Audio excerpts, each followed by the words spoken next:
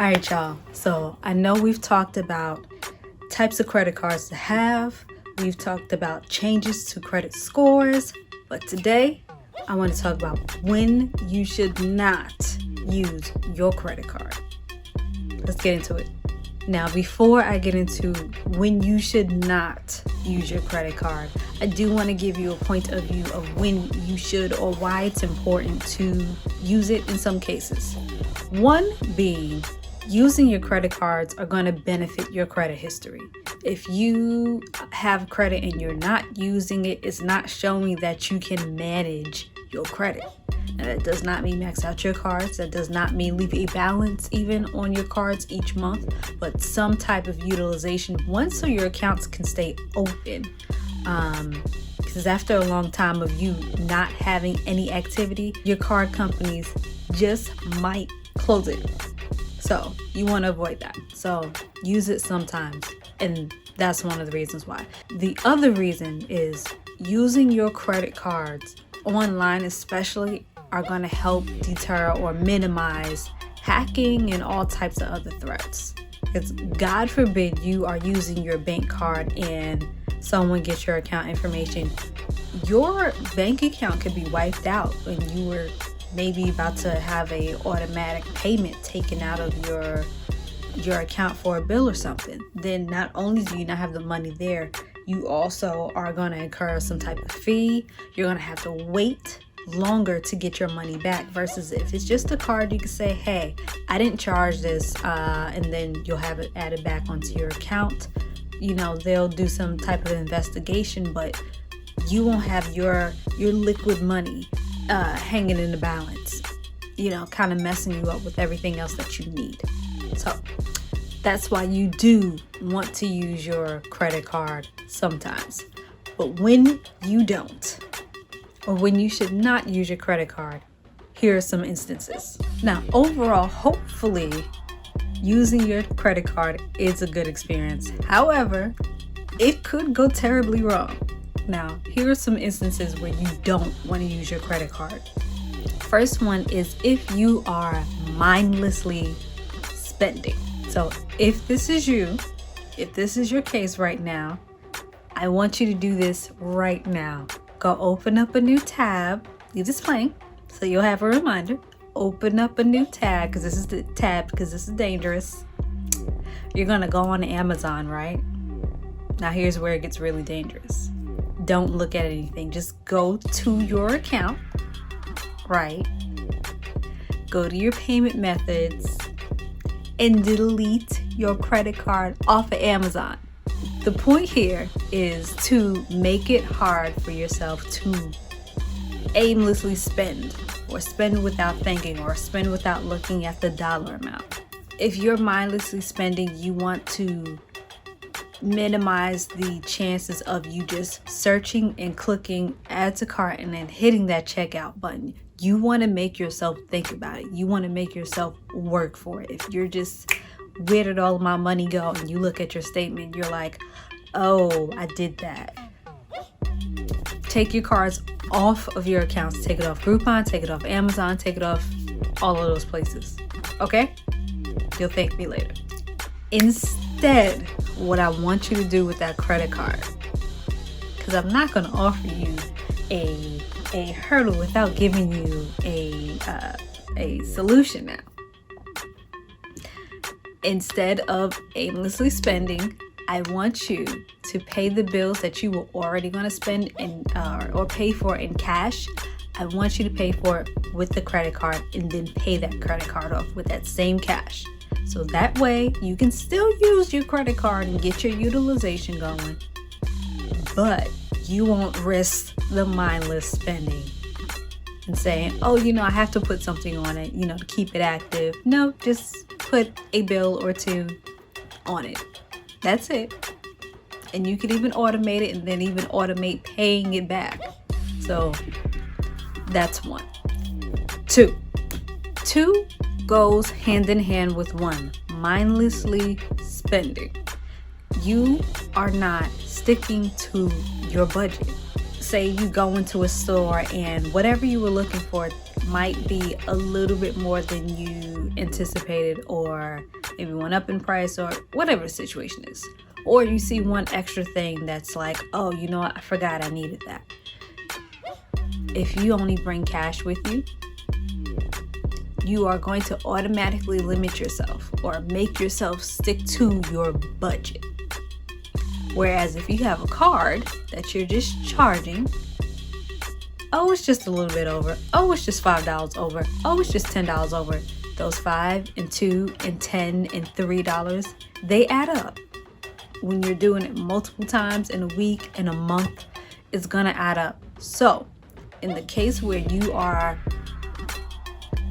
always going over your budget, or more often than you would like are going over your budget, take your card out of your wallet, go to the ATM, take your debit card, go to the ATM, take some cash out, and start spending your cash instead of with your card.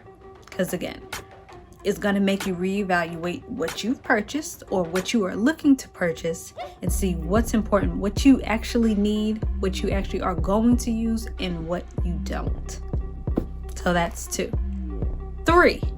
So this third reason is not so much for you, but if you are trying to support small businesses, you want to try to minimize the amount of times you are using your card.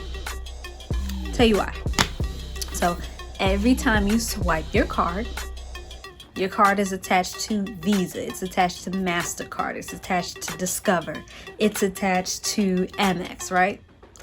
All of those networks have a fee. So every time you're swiping with them, you're making that business that you are trying to support or patronize, you're making them have to come up with a fee. So they're having a deduction from the profit they're making off of the sale that you're giving them. So you're in essence minimizing the support that you're trying to give. So in this case, Cash App, if they offer it, depending on how small the business is, maybe. See if there's some other way for you to give them some financial support. And there are a bunch of other apps I'm gonna look into for this as well. There are 2 new apps that apps and just companies in general that are kind of like a PayPal, Cash App type of thing. One is Payment. I saw it right after I put my apps video, which I'll link somewhere in here. But I did put them in the description. They are kind of like a PayPal, so you could do the whole money transfer thing, and it'll be just like PayPal, but not. So if you are trying to support a small business, try to minimize the amount of times that you are using a credit card. If you can use cash or some other source, try that route first, so they can keep more of their profit and help keep their business open and their doors open. Next, now this last reason is for my people who already have some amount of credit history. So if you have already established some credit, good or bad, and you have a sizable amount of debt, especially if it's credit card debt, something with high interest, then I would suggest to do the cash method as well for all of your extra spending. And then anything extra after that, put it right towards that credit card payment balance.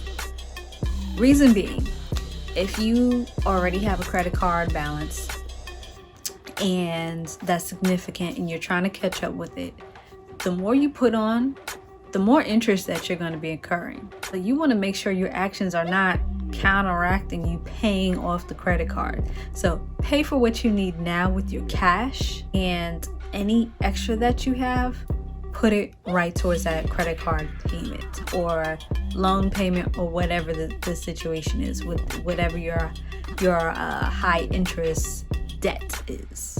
The sooner you are paying down the debt, or you have paid down the debt, I'm not going to say jump back into the credit card, but the sooner you'll not be working against yourself. So it's kind of like pulling yourself out of a hole and then falling back into it, or stumbling a step or two. Like, we want you to get all the way out of the hole, and then whatever you need to do, you'll have more opportunity to do it.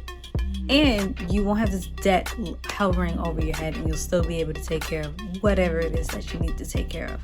So if you only have $100 every month after you've paid your whatever you decide to pay monthly for your credit card with the debt, or whatever the debt is, that's the $100 you're going to work with, period.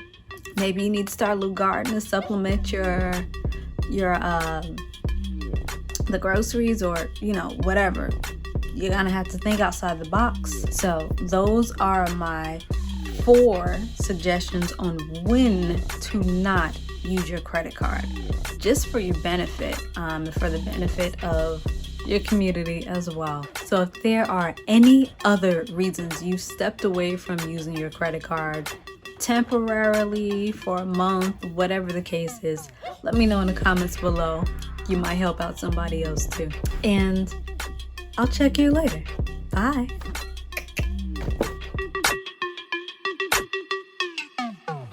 Ready, set, go.